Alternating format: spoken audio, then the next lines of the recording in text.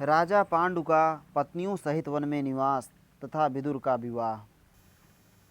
वैशंपायन जी कहते हैं, जन्मेजय बड़े भाई धृतराष्ट्र की आज्ञा लेकर राजा पांडु ने अपने बाहुबल से जीते हुए धन को भीष्म, सत्यवती तथा माता अंबिका और अंबालिका को भेंट किया। उन्होंने विदुर जी के लिए भी वह धन भेजा। धर्मात्मा पांडु ने अन्य सुहृदों को भी उस धन से तृप्त किया। भारत तत्पश्चात सत्यवती ने पांडु द्वारा जीत कर लाए हुए शुभ धन के द्वारा भीष्म और यशस्विनी कौशल्या को भी संतुष्ट किया।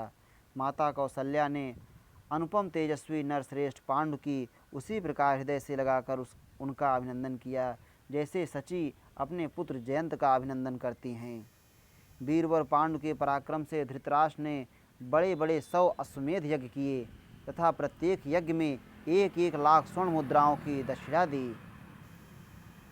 भरत श्रेष्ठ राजा पांडु ने आलस्य को जीत लिया था। वे कुंती और माद्री की प्रेरणा से राजमहलों का निवास और सुंदर शय्याएं छोड़कर वन में रहने लगे। पांडु सदा वन में रहकर शिकार खेला करते थे। वे हिमालय के दक्षिण भाग की रमणीय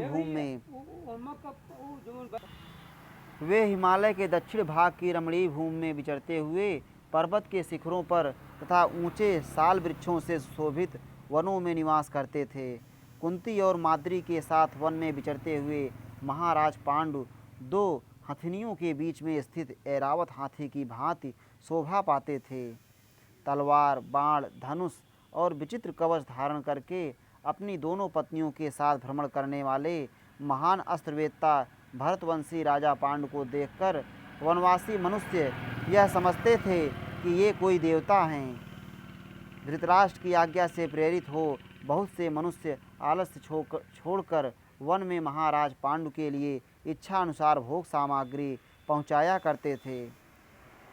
एक समय गंगानंदन भीष्म जी ने सुना कि राजा देवक के यहाँ एक कन्या है जो शूद्र जाति स्त्री के गर्भ से ब्राह्मण द्वारा उत्पन्न की गई है।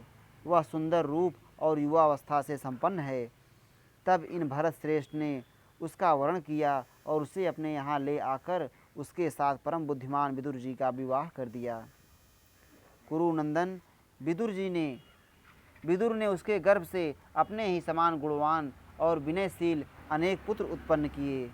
इत श्री महाभारते आदि पर्वणि संभव पर्वणि विदुर परिणये त्रयोदशाधिक शततमो अध्याय। इस प्रकार श्री महाभारत आदि पर्व के अंतर्गत संभव पर्व में विदुर विवाह विषयक 113वां अध्याय पूरा हुआ।